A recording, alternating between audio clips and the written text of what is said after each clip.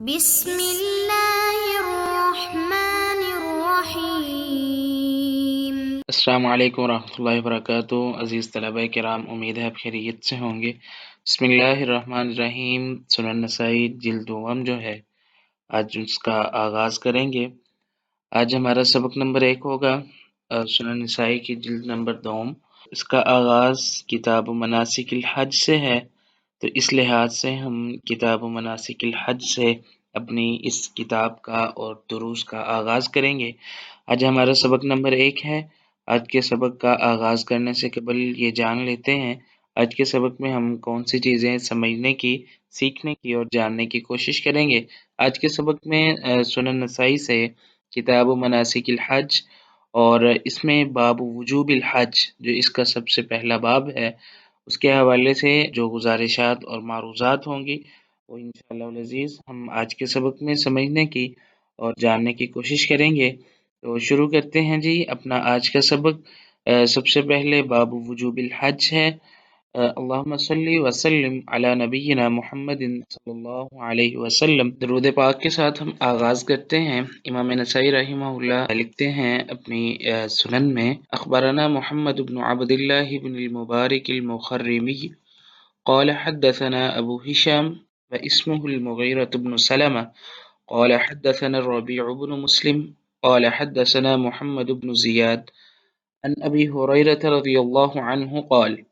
خطب رسول الله صلى الله عليه وسلم الناس فقال إن الله عز وجل قد فرض عليكم الحج، فقال رجل في كل عام، فسكت عنه حتى أعاده ثلاثا، فقال لو قلت نعم لوجبت، ولو وجبت ما قمتم بها، ذروني ما تركتكم، فإنما هلك ما كان قبلكم بكثرة سؤالهم واختلافهم على أنبيائهم، فإذا أمرتكم بالشيء فخذوا به ما استطعتم، وإذا نهيتكم عن شيء فاجتنبوه۔ نبی کریم صلی اللہ علیہ وسلم کا یہ ارشاد گرامی ہے، جس کے راوی سیدنا ابو ہریرہ رضی اللہ تعالی عنہ ہے۔ وہ فرماتے ہیں نبی کریم صلی اللہ علیہ وسلم نے خطبہ دیا لوگوں کو، فقال، آپ صلی اللہ علیہ وسلم نے فرمایا، بے شک اللہ تعالی نے تم پہ حج کو فرض کر دیا ہے۔ ایک آدمی کہتے ہیں، ایک آدمی نے سوال کیا، کیا ہر سال یہ حج فرض ہوگا؟ رسول اللہ صلی اللہ علیہ وسلم نے اس سے خاموشی اختیار کی،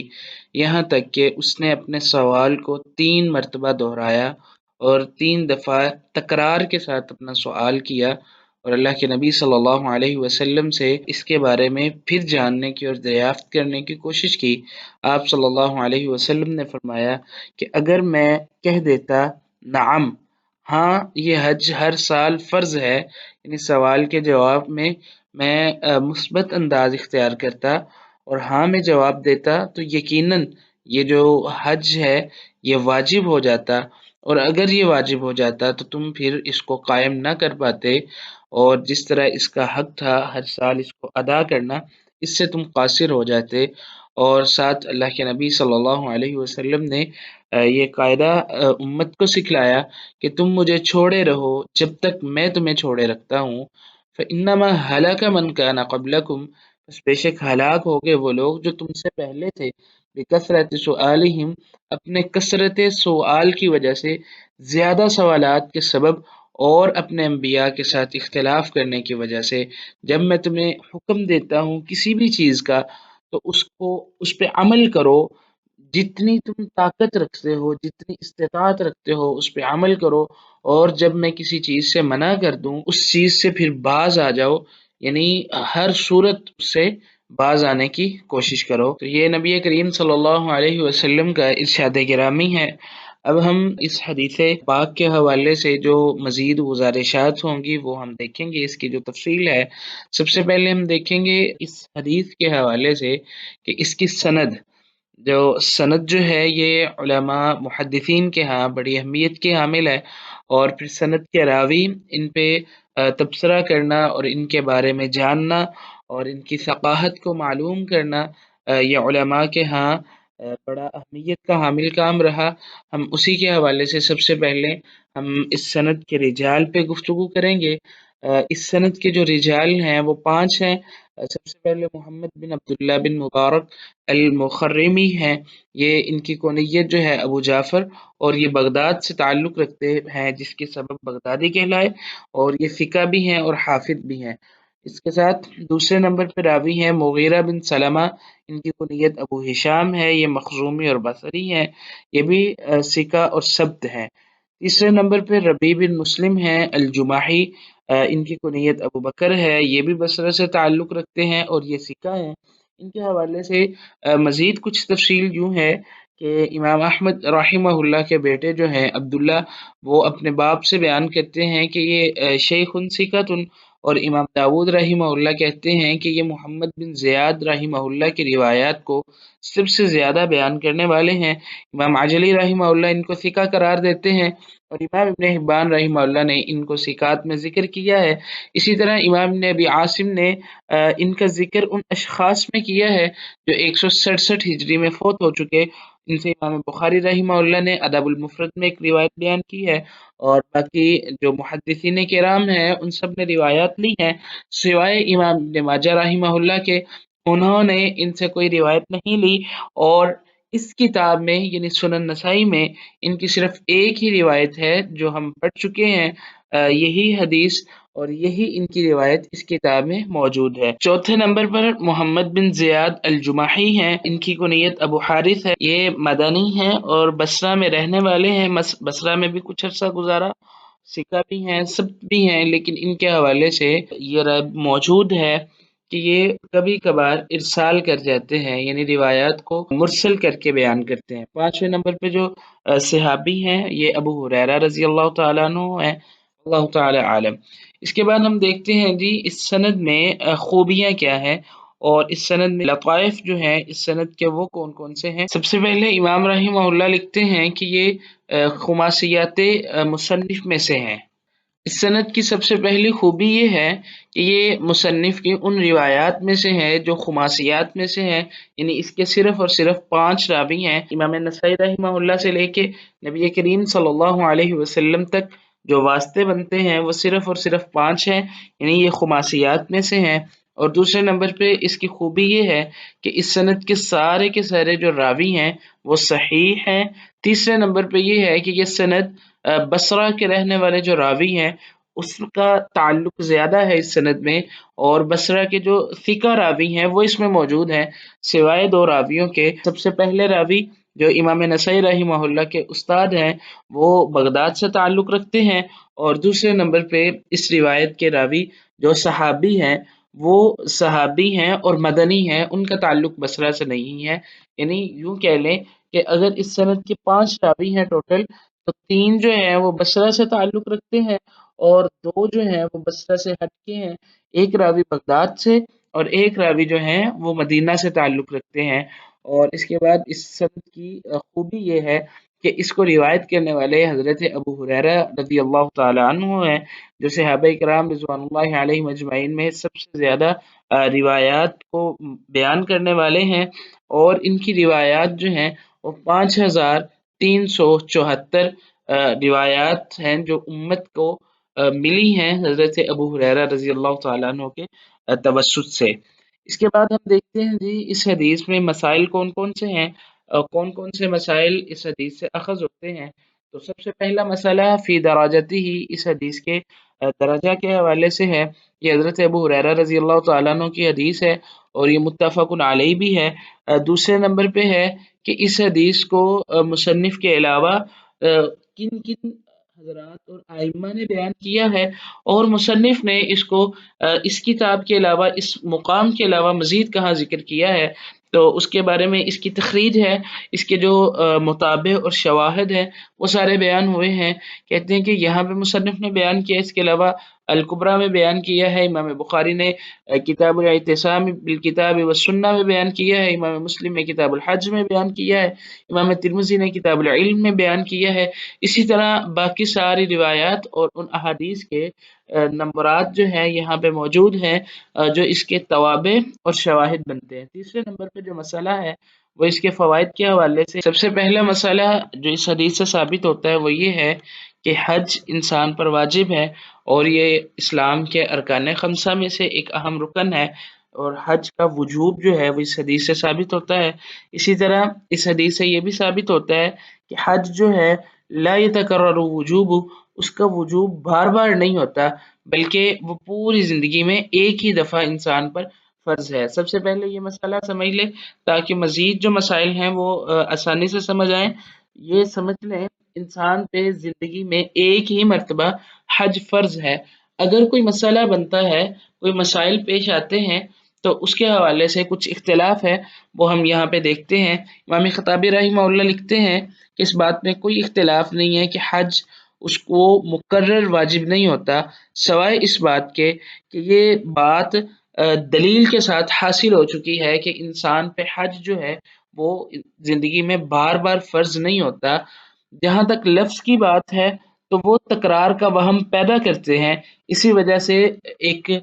صحابی رسول جو ہے انہوں نے سوال کیا اور اللہ کے نبی صلی اللہ علیہ وسلم سے یہ مسئلہ پوچھ لیا، کیا یہ زندگی میں بار بار فرض ہے؟ اور اس کے بارے میں اللہ کے نبی صلی اللہ علیہ وسلم نے ہمیں آگاہ فرما دیا۔ اور ساتھ ہی امام خطابی رحمہ اللہ کہتے ہیں کہ جہاں تک لفظ حج کی بات ہے اور اس کے لغوی معنی کی بات ہے، تو اس کا مطلب قصد کرنا ہے، اور اس میں تکرار بھی موجود ہوتا ہے، یہاں تک بات ان کی کلام مکمل ہو جاتی ہے۔ اس حدیث سے ثابت ہونے والا دوسرا مسئلہ وہ یہ ہے کہ یہ حدیث دلالت کرتی ہے کہ مسلمان پر حج جو ہے وہ ایک ہی مرتبہ فرض ہے،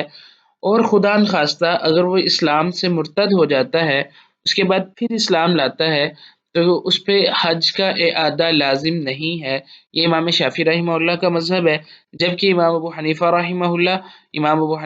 اللہ کے صاحب امام مالک رحمہ اللہ تعالی علیہم اجمعین جو ہیں، ان سب کا موقف یہ ہے کہ مرتد جو ہے اگر اسلام کی طرف واپس لوٹ آتا ہے تو اس کے اچھے اعمال اس کے ساتھ نہیں لوٹتے، اور اس پہ لازم بھی نہیں ہے ان اعمال کو دہرانا جو اس نے پہلے کر لیے تھے۔ قبل الردہ، ارتداد سے پہلے جو اعمال نے کر لیے ان اعمال کا دہرانا اس پہ واجب نہیں ہے سوائے حج کے۔ یہ لازم ہے اس پہ کہ وہ حج کو دہرائے، کیونکہ حج کا وقت جو ہے یہ پوری زندگی میں ایک دفعہ کرنا ہے، اور جب اس کا یہ عمل ایک دفعہ ضائع ہو گیا ارتداد کی وجہ سے، پھر اس نے اپنی زندگی میں مسلمان ہوتے ہوئے پھر دوبارہ یہ وقت پا لیا کہ اس کو حج مل گیا، یعنی اس کی زندگی کا ایک سال گزرا جس میں اس کے پاس استطاعت بھی موجود تھی، اور وہ حج کرنے کی طاقت بھی رکھتا تھا، اور وقت بھی اس کو مل گیا، تو پھر اس پہ لازم ہے کہ وہ حج کرے۔ یعنی ارتداد سے پہلے اس نے حج کیا، جب مرتد ہوا اس وقت اس کے نیک اعمال سارے ضائع ہوئے، اب دیگر نیک اعمال کو دہرانے کا اس پہ لازم نہیں ہے، لیکن حج اگر وہ پا لیتا ہے، دوبارہ ایک سال زندہ رہتا ہے اور اس کے پاس وسائل اور استطاعت موجود ہوتی ہے، تو پھر لازم ہے کہ وہ حج کرے۔ اسی طرح لازم ہے اس پہ دہرانا وہ فرض جو اس نے ادا کیا تھا، پھر وہ مرتد ہوا، پھر وہ مسلمان ہوا اسی وقت میں۔ یعنی اس کی مثال یوں سمجھ لیں، اگر کوئی بندہ ظہر کی ابتدائے وقت میں نماز پڑھی ہے، اس نے نماز پڑھنے کے بعد وہ مرتد ہو گیا، اب مرتد ہونے کے 10-15 منٹ کے بعد دوبارہ سے مسلمان ہو گیا اور ظہر کی نماز کا وقت موجود ہے، تو اس قول کا مطلب یہ ہے کہ جو اس نے پہلے نماز پڑھی تھی اب وہ نماز ارتداد کی وجہ سے ضائع ہو چکی ہے،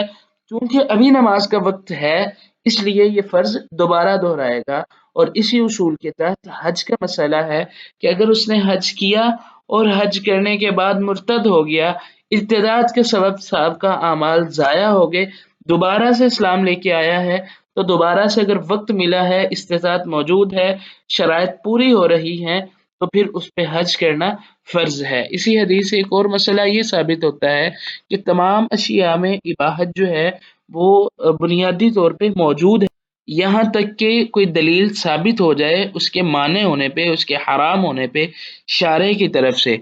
اور اسی طرح اس حدیث سے یہ بھی مسئلہ ثابت ہوتا ہے کہ کچھ فقہا کہتے ہیں کہ بے شک نبی کریم صلی اللہ علیہ وسلم احکام میں اجتہاد کیا کرتے تھے، اس قول کے سبب وَلَوْ قُلْتُ نَعَمْ لَوَجَبَتْ، اگر میں نعم کہہ دیتا تو یہ حج واجب ہو جاتا۔ اس قول کے تحت کچھ فقہا کی رائے یہ ہے کہ اللہ کے نبی صلی اللہ علیہ وسلم اجتہاد فرمایا کرتے تھے، لیکن اس کا جواب یہ دیا ہے من منع ذلک، جو اس رائے کے برعکس ہیں یا اس رائے کے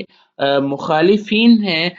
وہ کہتے ہیں کہ اس میں احتمال موجود ہے کہ اللہ کے نبی صلی اللہ علیہ وسلم کی طرف وحی کی گئی اسی وقت اسی حال کی گھڑی میں آپ پہ وحی کر کے یہ حکم دے دیا گیا، کیونکہ اللہ کے نبی صلی اللہ علیہ وسلم کے حوالے سے اللہ تعالیٰ کا یہ قول واضح ہے جو سورۃ النجم میں موجود ہے۔ اللہ تعالیٰ فرماتے ہیں اعوذ باللہ من الشیطان الرجیم وما ينطق عن الهوى ان هو الا وحی یوحى، یہ دلیل موجود ہے۔ اور صاحب کتاب کہتے ہیں کہ جو یہ ممانعت والا قول ہے نا، جو اس رائے کے برعکس ہیں، اجتہاد والی رائے کے برعکس ہیں، ان کا قول جو ہے یہ راجح معلوم ہوتا ہے، واللہ تعالی عالم بالصواب۔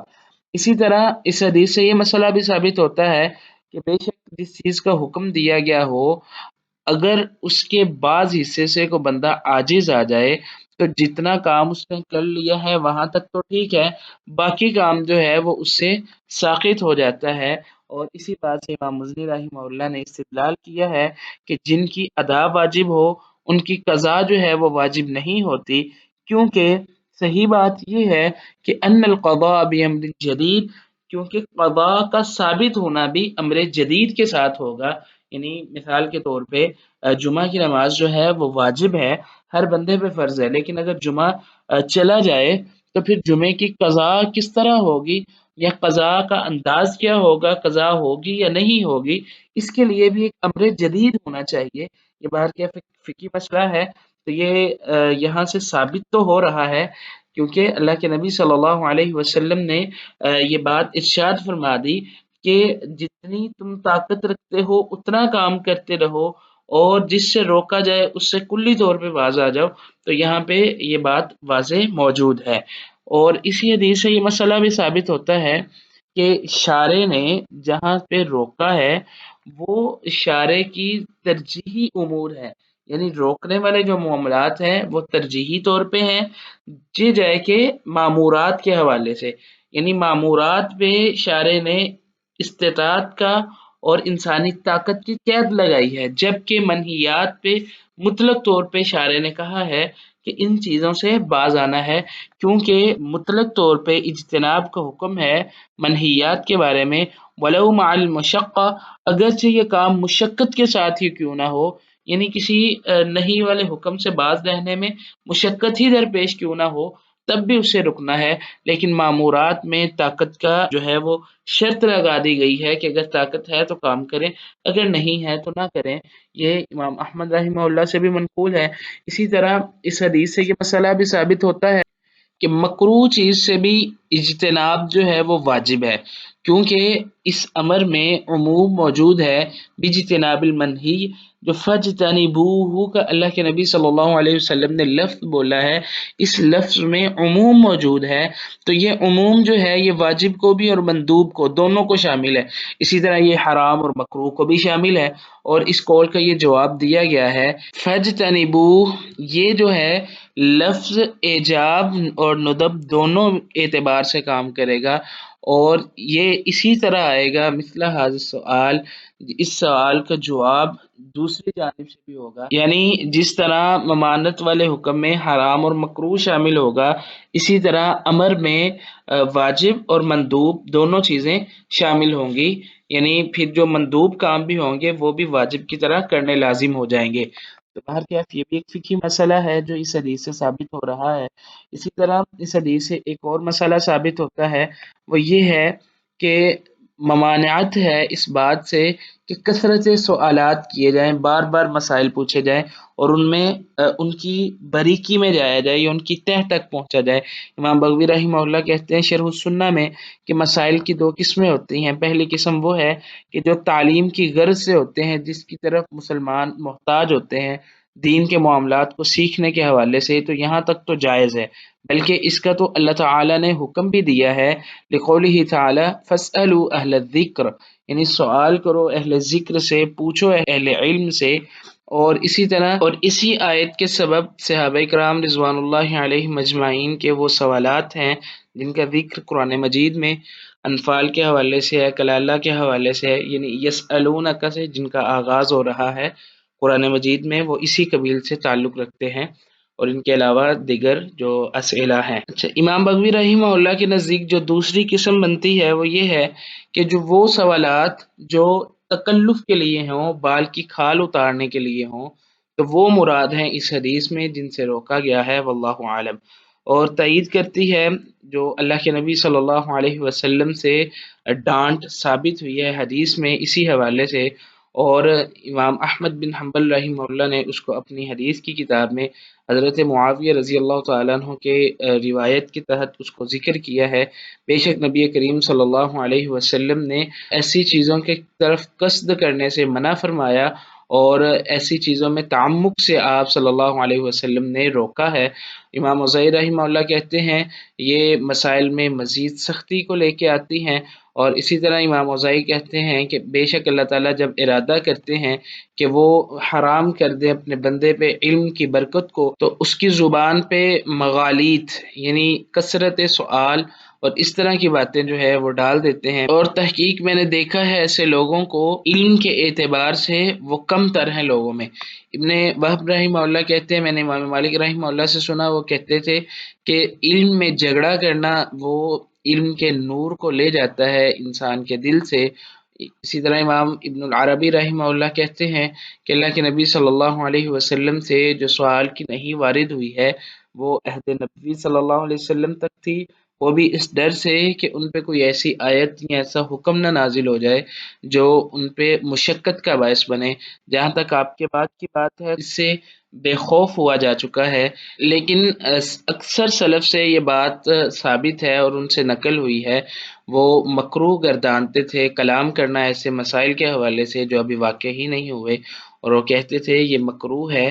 اگرچہ یہ حرام نہیں ہے، یعنی کثرت سوال اس طرح جو پیش آمدہ مسائل ہیں ان کے بارے میں گفتگو کرنا یہ مکروہ ہے، حرام نہیں ہے، لیکن یہ بھی جائز صرف اور صرف علماء کے لیے ہے، کیونکہ وہ اس حوالے سے غور و فکر کرنے والے ہیں اور تربیت حاصل کرنے والے ہیں، اور اللہ تعالیٰ ان کے ذریعے نفع دیتے ہیں جو ان کے بعد ہیں، اور خاص کر اس وقت میں جب علم جا رہا ہو اور آثار علم جو ہیں وہ مٹ رہے ہوں۔ انتہا، یہاں پہ بات مکمل ہوتی ہے۔ چوتھا مسئلہ جو اس حدیث سے ثابت ہوتا ہے وہ یہ ہے کہ امام بخاری رحمہ اللہ نے اپنی صحیح میں کتاب الاعتصام بالکتاب والسنہ میں ایک بہت اہم باب قائم کیا ہے، اور اس حدیث کے تحت وہ اس کو لے کے آئے ہیں، اور امام الحافظ ابن الحجر رحمہ اللہ نے اپنی کتاب میں اس پہ بہت ہی نفیس بحث کی ہے، اور میں پسند کرتا ہوں کہ اس بحث کو یہاں پہ نقل کر دوں فائدے کو مکمل کرنے کے لیے اور علم کو نشر کرنے کے لیے۔ امام بخاری رحمہ اللہ نے باب قائم کیا ہے کہ جو کراہت منقول ہوئی ہے کثرت سوال کے حوالے سے اور ان چیزوں میں تکلف کرنا جن کا کوئی معنی مفہوم نہ ہو یا جو دین سے مطابقت نہ رکھتی ہوں، اور اللہ تعالیٰ کے اس فرمان کے حوالے سے اعوذ باللہ من الشیطان الرجیم لا تسألوا عن اشیاء ان تبد لکم تسؤکم، اور اس کے بعد وہ اپنی سند کے ساتھ احادیث کو بیان کرتے ہیں، اور وہ اپنی سند سے حضرت سعد بن نبی وقاص رضی اللہ تعالیٰ عنہ کی روایت بیان کرتے ہیں، بے شک نبی کریم صلی اللہ علیہ وسلم نے فرمایا مسلمانوں میں سے جرم کے اعتبار سے وہ سب سے بڑا مجرم ہے جس نے کسی چیز کے بارے میں سوال کیا جو پہلے حرام نہیں تھی اور وہ حرام کر دی گئی اس کے سوال کرنے کی وجہ سے۔ اس کے بعد وہ دیگر 8 روایات جو ہیں وہ اس مسئلے پہ لے کے آئے ہیں۔ یہ مختصراً فوائد ہیں جو ہم پڑھ چکے ہیں۔ اس حدیث سے ثابت ہونے والے مزید چند ایک مسائل جو ہیں وہ یہ ہیں کہ بے شک اللہ تعالیٰ نے تم پہ حج فرض کیا ہے۔ حج کی فرضیت جو ہے یہ تو قطعی مسئلہ ہے، لیکن یہ کس سن ہجری میں فرض ہوا یہ ایک جو ہے وہ فقہا کے درمیان ایک اختلافی مسئلہ ہے۔ بہرکیف تحقیقی قول کے مطابق یہ 9 ہجری میں فرض ہوا جب اس کو ادا کیا گیا پہلی مرتبہ حضرت ابوبکر رضی اللہ تعالیٰ عنہ کی قیادت میں، تو یہ راجح قول یہی معلوم ہوتا ہے کہ یہ 9 ہجری میں فرض ہوا۔ دوسرے نمبر پہ اس حدیث میں ایک صحابی کے سوال کرنے کا ذکر ہے جنہوں نے سوال کیا تھا، وہ سوال کرنے والے صحابی جو ہیں ان کا نامی حضرت اقرا بن حابس تمیمی رضی اللہ تعالیٰ عنہ ہے، یہ ان کا نام ہے، دیگر روایات میں موجود ہے۔ اور تیسرے نمبر پہ یہاں سے یہ مسئلہ ثابت ہوتا ہے جن مسائل میں شارع کی طرف سے آسانی ہو وہاں کثرت سوال سے تنگی نہیں کرنی چاہیے، یعنی جہاں پہ شارع نے ہمیں آسانی فراہم کی ہے، جیسے خوراک ہے، بود و باش ہے، لباس ہے، رہن سہن ہے، ان معاملات میں جہاں پہ آسانیاں موجود ہیں وہاں پہ آسانیاں لینی چاہیے۔ اسی طرح اس حدیث سے یہ مسئلہ بھی ثابت ہوتا ہے کہ اللہ کے نبی صلی اللہ علیہ وسلم نے فرمایا کہ جب میں تمہیں کسی چیز کا حکم دوں تو اس کو لے لو، اور جب میں کسی چیز سے منع کرتا ہوں نہیتکم عن شیء فاجتنبوہ، تو اس سے یہ ثابت ہوتا ہے معمور بھی ہی کام بقدر استطاعت کیے جائیں، البتہ جن کاموں سے روکا گیا ہے ان سے بچنا بہر صورت ضروری ہے، چاہے اس میں مشقت ہی کیوں نہ لگے، لیکن جو ممانعت والی چیزیں ہیں ان سے ہر صورت رکنا واجب ہے۔ اور آخری چیز جو اس حدیث سے ثابت ہوتی ہے وہ یہ ہے کہ امر جو ہے یعنی فعل امر وہ ہر جگہ تکرار یا عدم تکرار کا تقاضا نہیں کرتا، بلکہ یہ محکم حل سیاق و سباق اور دلائل کے ذریعے سے تعین کیا جاتا ہے کہ اس سے کیا مراد ہے۔ واللہ اعلم بالصواب۔ اب ہم اپنے آج کے سبق کا خلاصہ دیکھیں۔ آج کے سبق میں ہم نے سنن نسائی سے کتاب مناسک الحج سے باب وجوب الحج، اس میں عبارت حدیث اور ترجمہ، اس کے ساتھ سند کے جو رجال ہیں ان کے حوالے سے سمجھنے کی کوشش کی، اور لطائف اسناد دیکھا، اور آخر پہ جو فوائد اور مسائل الحدیث ہیں اس ہیڈنگ کے تحت اس حدیث کی شرح اور اس سے اخذ ہونے والے جو مسائل ہیں ان کو سمجھنے کی کوشش کی۔ اب اگلے سبق سے پہلے آپ یہ سوالات حل کریں۔ سوالات یہ ہیں کہ حج کی فرضیت کب ہوئی، اس کے حوالے سے جو اختلاف ہے اس اختلاف کو نوٹ کریں، اور اس کے ساتھ جو فقہا نے ادلہ پیش کی ہیں ان ادلہ کو جمع کریں۔ دوسرے نمبر پہ معمور بھی ہی کام بقدر استطاعت کیے جائیں، اس قول کا کیا مطلب ہے اور اس کی ادلہ کیا ہے یہ سمجھنے کی کوشش کیجیے۔ تیسرے نمبر پہ کثرت سوال سے کیوں روکا گیا، اس کی حکمت کیا ہے، اور چوتھے نمبر پہ یہ ہے کہ اشیاء میں اصل کیا ہے، یہ فقہ کا ایک قاعدہ ہے، اور اس قاعدے کی روح سے اشیاء کی اصل کیا ہوتی ہے اس کے حوالے سے ادلہ کو تحریر کریں اور جمع کریں اور ان کو سمجھنے کی کوشش کیجیے۔ اگلے سبق تک کے لیے اللہ حافظ، اپنا خیال